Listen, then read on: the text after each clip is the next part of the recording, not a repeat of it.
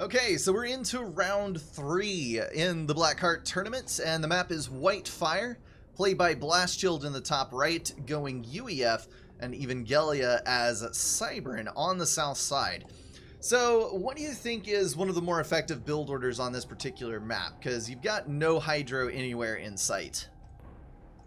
I think the most unknown and at the same time most awesome trick for any Whitefire build order is to loot some ice, because let's take a look at Evan, and to his top left there are those small ice shells on the way to the first mass extractor and Yes. the Hydro. Like it's perfectly normal that everybody sends an early engineer to the naval wreckage, but people do forget about the ice. And the good thing about the ice is that you can save some of that naval wreckage, which doesn't cost APM to reclaim later on, and you can put it into T2 mass extractors. That's interesting to think about, because your APM is a resource that a lot of people don't really consider when they're planning their builds. And I know when you're dropping, you want to queue as much as possible early in the game, because you're not going to have that APM to spend later. So long build queues with the engineers, long reclaim queues, that's the kind of thing that you see. And you're right, I always underestimate the ice, because there's 38 per rock in a lot of these. And while the 3000 mass wreckage is the easy target, it's easy to overflow when you're getting that. That makes a lot of sense to me. I had not thought about that before. So you just wrap in general this tip pretty much, yeah. Yeah, you wrap that manual reclaim into your build, and you're able to get things off the ground much more quickly. You don't even have to wait to get to the wreckage for the mass. So speaking of wreckage with mass in it, one of the things that you're going to want to make sure on this game, or on this particular map, is that you don't lose the outlying naval factory. I have seen on several occasions where people will drop an engineer over there or rush an engineer across in order to try to snag that reclaim away from the opponent, and you don't want to let that fall into your enemy's hands.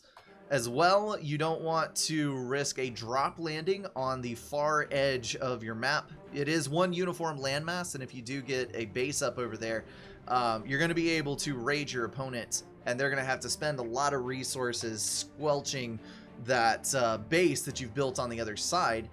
And at the same time, as if you don't have enough to think about already, you've got to think about Navy, because Navy on this map is critical in the mid-game, and then, of course, working towards the latter portion of the game. So if you don't have enough frigates online early enough, you're going to get pushed out of the water. And while you might survive for a little while, when the destroyers come online, you're screwed. So tons to pay attention to on this map.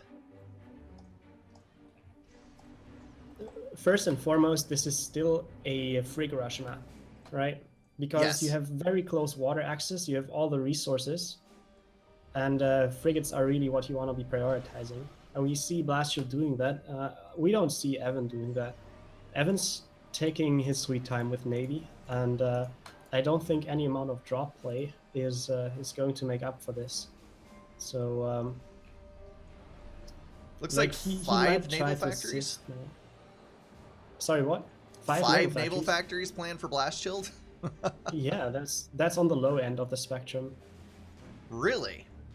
Really, yeah. Like I've seen 20 naval factory games where people like actually queued up 20 naval factories right at the start and dedicated anything between 1 and 3 engineers to them, depending on how much eco they had. That's kind of incredible.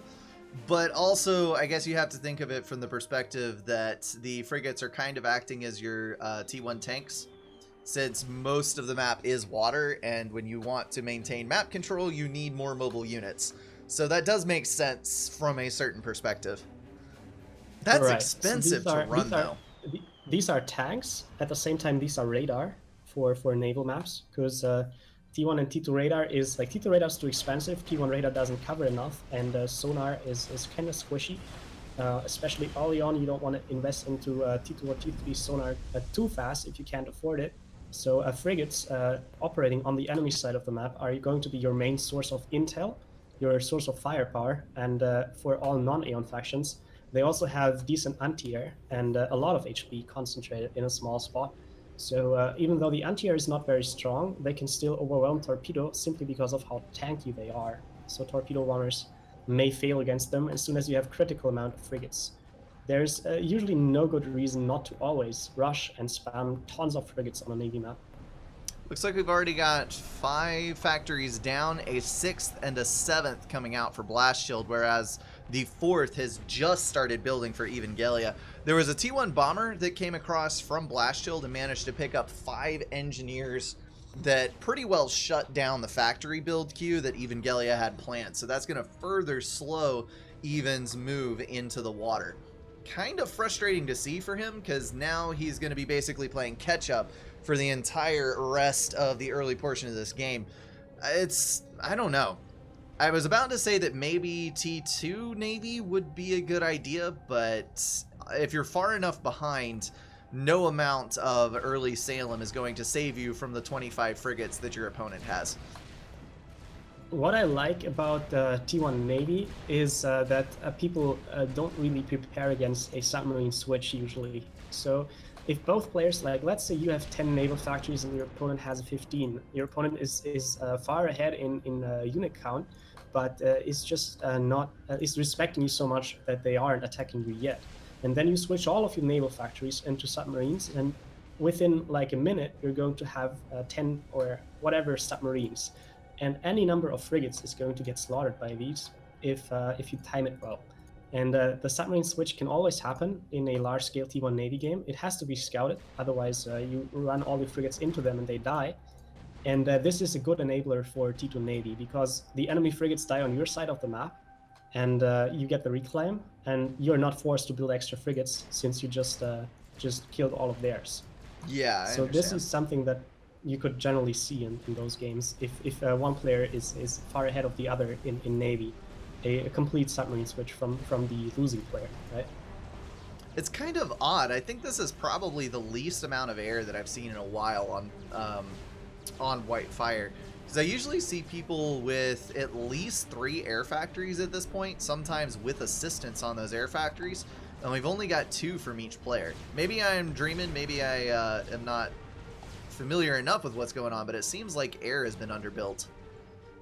I rarely go for more than 2 air factories on Whitefire, simply because of how good frigates are. Like in Aeon games, of course, I go for Squidwinds at some points, because my Navy doesn't have anti-air, but for non-Aeon factions, I think it's fine not to go for too much air if you have lots of frigates on the map. You do some intel thanks to them, and also the anti-air from them. I gotcha. I guess the main reason for needing all of that air is to deny the bombers that will come if you don't have it. And since frigates are not as susceptible to T1 bombers, it's not that big of a deal. I would still be a little worried about my expansions, though. Speaking of expansions, Evangalea is being very slow to claim his, mostly due to a frigate that was pushed across the map early by Blast Shield that managed to pick up the engineer that was building the 2 mass extractors here and kill those extractors.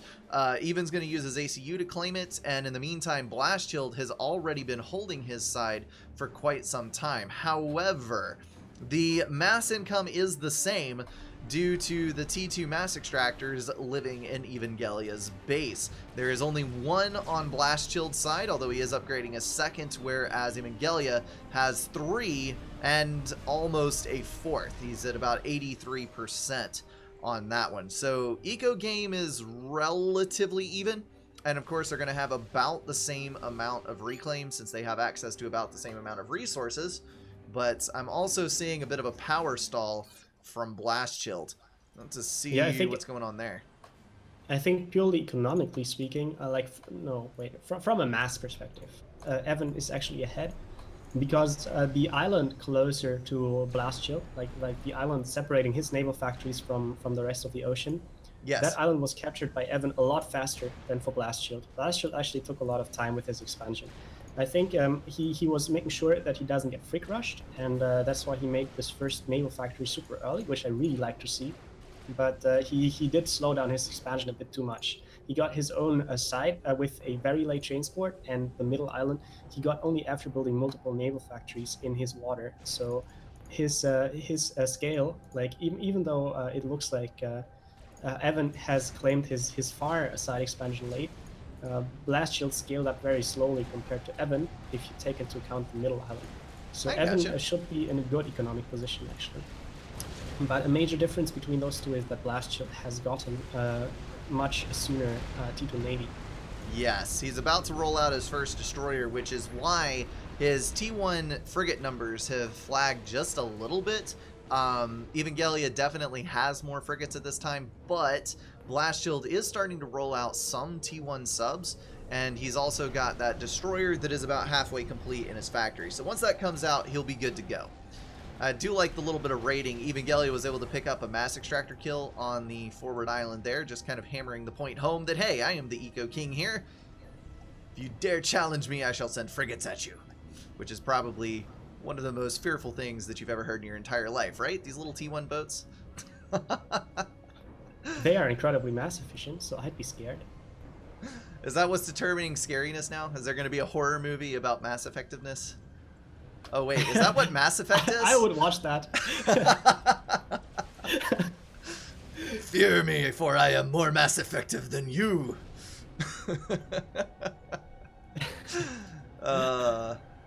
I guess it would have to be a spiders movie, because spiders are very, very small and don't take up very many resources, but they're also incredibly deadly and very scary. So I think we've determined the direction that this horror movie should go in. They are very scary. I'm not sure if I would watch that anymore. A bit too scary. You got a T2 really power don't like generator spiders. up for Blast Shield. And he's also building another air factory adjacent to it, so he's probably going to step up his air game ever so slightly. No T2 power generator in the plan for Evangalea, but he does have his first Salem out. He was able to power out that thing almost at the same time as Blast Shield was able to build his destroyer, just through sheer weight of build power and having a better eco. In my understanding, Evan took the mass he got from the middle island and mainly put it into pigeons, and Blast Shield kind of missed out on that. He had the middle island later, that's why he didn't afford the extra pigeons, and that's why he was power stalling in the construction of his T2 power generator. And that set him behind a bit. Like, you could see the eco for Blast Shield was at 36 mass for quite a long time, and if he hadn't power stalled, then he'd be ahead a lot. But this way, they're even, and it's okay for Evan to take this side expansion late. Actually, I do like to see the degree to which Evan has improved his Whitefire gameplay. I feel like the first frigate he had was still very late, but he's not doing like very strange choices anymore, like T3 air And he's instead of making T2 it work. Navy, or both at the same time. I Well, have think to the last point game out- in the previous tournament, he won because his opponent was not really aware of how to play Whitefire. But Yes. the Blast Shield is actually a seasoned ladder player, so if Evan beats Blast Shield, that's going to be a huge victory for him. I have to point out in chat, Lulenthal says Russia in World War II was mass effective by giving 1 gun per dozen infantry, and they won in the end, so obviously it works.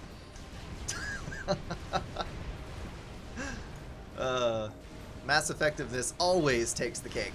So Salem is out. It looks like a second Salem is about 30% complete for Evangalea. We've got a second destroyer on the way for Blast Shield. And he already does have a shield boat up, so that bulwark is going to lend some extra HP to the cause for Gray. He's also grabbing T2 on his ACU, so might see that put into play. And then on the south side, we do have a couple of T2 power generators planned. Oh my, they are not symmetrical. I will try not to pay attention to that. Built by a T2 engineer and a little group of 5 T1s that were placed on an assist order. What is your time right now, if you don't mind my asking? 1410. All right, let me bump up just a little bit and I'll get to 1420 and slow back down. All right. The Valiant class is an interesting ship because it does have a massive amount of HP and a whole lot of deck gun damage. The problem is the range, and if you're able to maneuver it and dodge some of the incoming shots from Salems and get up close, it is one of the most effective destroyers DPS wise. But man, if you cannot get in range, they just get wrecked by anything that can outreach them. It's my understanding that the UEF destroyer is actually the worst destroyer in the game by far, because the other destroyers are like they do have torpedo weaponry, and some of them have higher range, right? So I find it very difficult to make UEF destroyers work. I don't play UEF a lot, but when I do, destroyers is something I definitely don't like about them. I think it comes down to personal preference and playstyle to a certain degree, because I have seen games where Navy was won by the UEF player simply going early T2 and building nothing but Valiants with maybe 2 or 3 Coopers to defend from potential subs that are in the water. And the Valiants are just so brutally strong that if you ram them up into the enemy build power, they just absolutely demolish everything.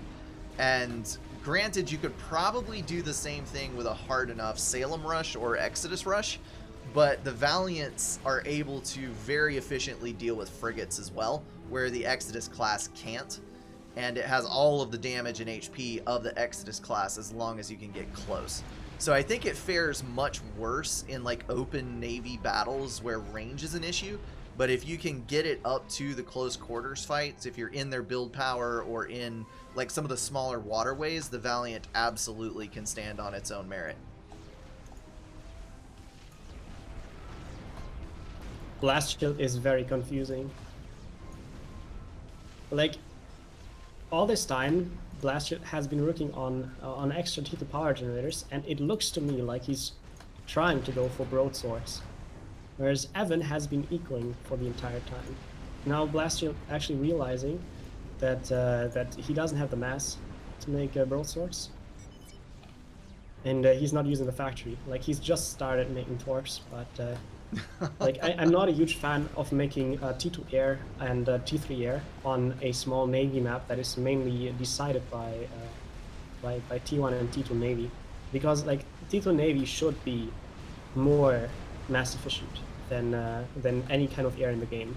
Like, some Sequence players are going to disagree, but I think this is because of the scale and the meta of Sequence, where Solas can kill T2 Navy quite efficiently. But like in your average ladder game, if you have a critical number of ships in the water, you won't have time to make so many torps to regain. You don't have a dedicated air player to build the torps for you. Right. That's true.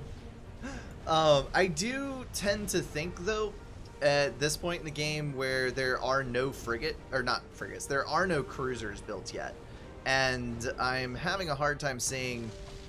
Yeah, Evangelia's scouting intel is not very good at all.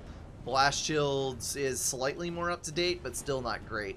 If you're able to get a couple of broadswords up, broadswords are so strong that you should be able to, if you can get 3 broadswords in the air, kill cruisers as they come out of the factory, and cruisers can only be in one place at a time. So if you're flying the broadswords around opposite the areas where you're fighting with Navy and you're forcing your opponent to split, then you might be able to make it work. But I don't know. It is definitely, if you sank all that mass into Navy, you could probably win the Navy anyway, so it might not make that much of a difference. It certainly takes time until you have enough cruisers to have very good coverage with their anti-air on the map. But cruisers are brutally strong, and there's a lot of micro potential for them. So Do you think we're going to see battle cruisers this game? I'm not sure. This game is taking quite long. It's I don't really know what I'm looking at here. It won't make sense. Blast Shield rushed all of his frigates in, tried to concentrate them as much as possible to try to get his damage density as high as possible, and he's got 3 destroyers at the back trying to pick things off. Overall, I think that engagement went badly for him.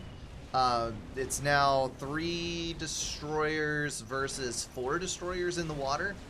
No, 4 versus 4, because there was one out. And then there's 2 Salems actually crossing the land bridge. So that makes for destroyer advantage in Evangelia's favor.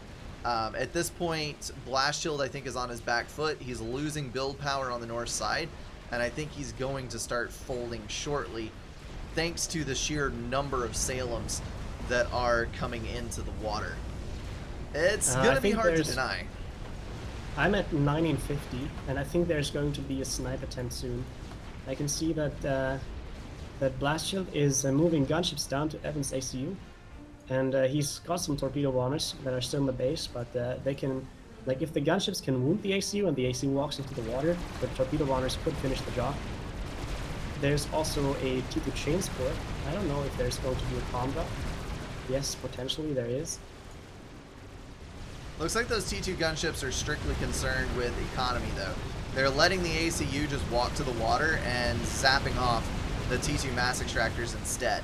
So that's going to be a little bit of a dent in the eco advantage for Evangalea, but he's still going to be substantially ahead. 99 to 81 in the current tick, and then we've got 15,000 reclaim for Evangalea and 19.5K for Blast Shield. So a little bit of a reclaim advantage to the north. I'm thinking that these gunships may not actually be a raid element in the first place, but rather a tool to win air control for Blast Shield, right? As long as he moves his interceptors away and doesn't let them all die on the ground. That would be the key here. And you may absolutely be correct, because gunships make pretty effective distractions and meat shields if you've got about the same amount of interceptors, and air win is easy if you have a couple of gunships in the air. Torpedo bombers coming in for the Navy, and look at the AA effect from the Cybern craft. Yeah. Dropped one torpedo bomber in one pass and going to kill the second on the return. Not a single naval unit died. And that's without a cruiser in the mix. So you can see how even if it is more than one torpedo bomber engaging against such a frigate army, the tankiness of the frigates and the sheer number of them is just going to overwhelm the torpedo. I think something to remember would be that in the Blackheart edit, I think it's before the frigate changes that half to the Cybern anti-air potential. So Cybern still has that ridiculously overpowered AA on both their T1 frigates and their destroyers. So that is something else to keep in mind for this version of the game. You might not even need cruisers, as long as the number of torpedo bombers is not too high.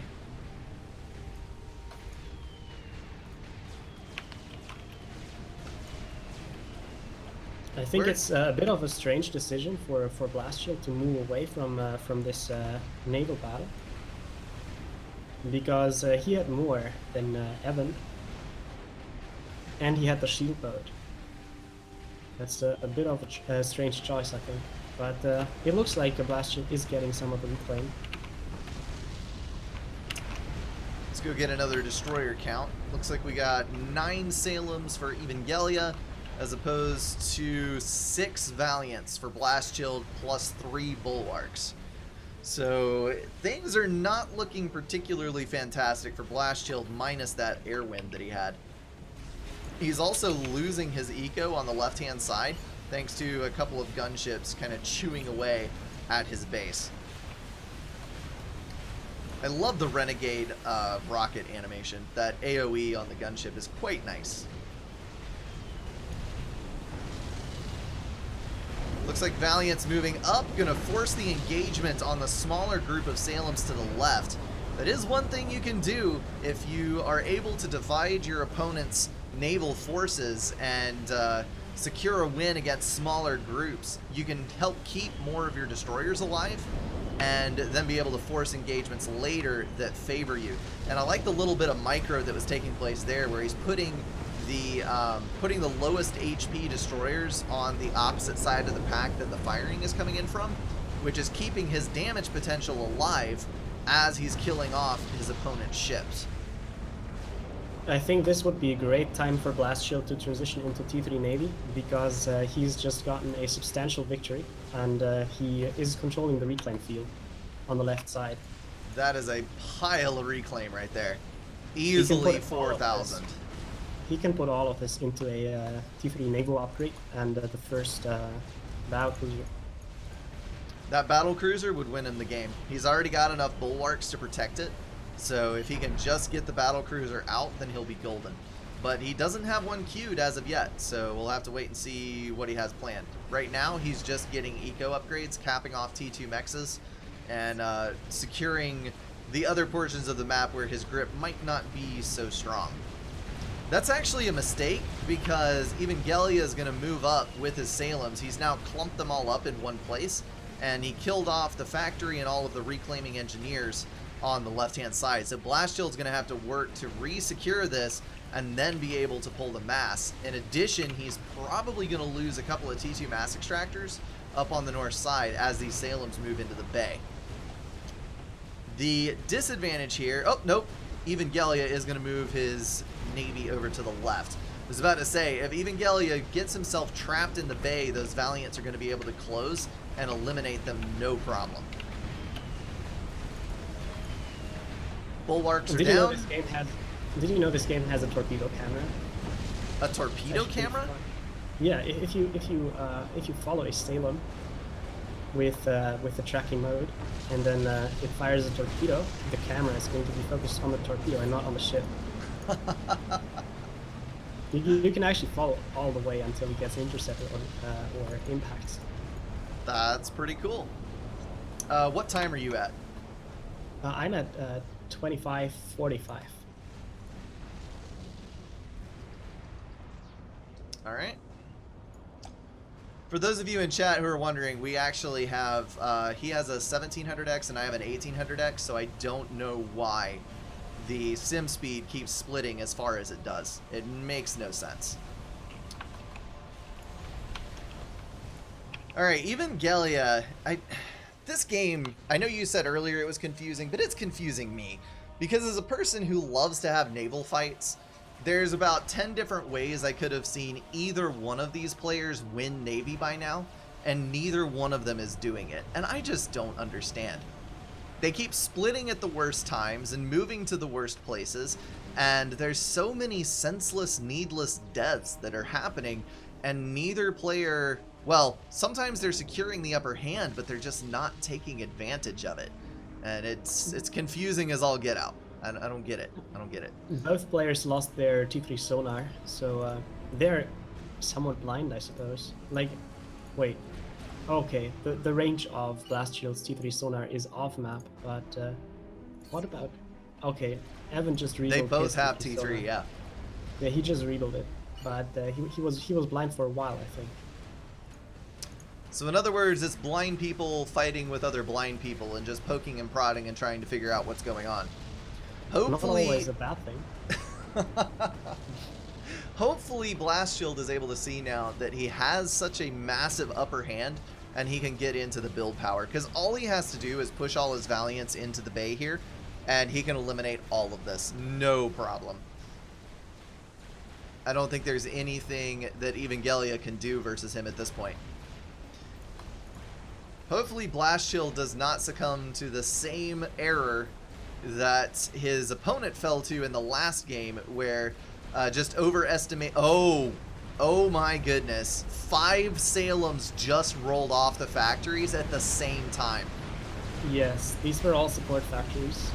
And there's a 6th. Yeah, that's why you have this. Holy smokes. Nice camouflage, Evan. So... Trying to weaken stuff. That's a flip. I think he's still going to lose it, though. Yeah, the push still looks lethal.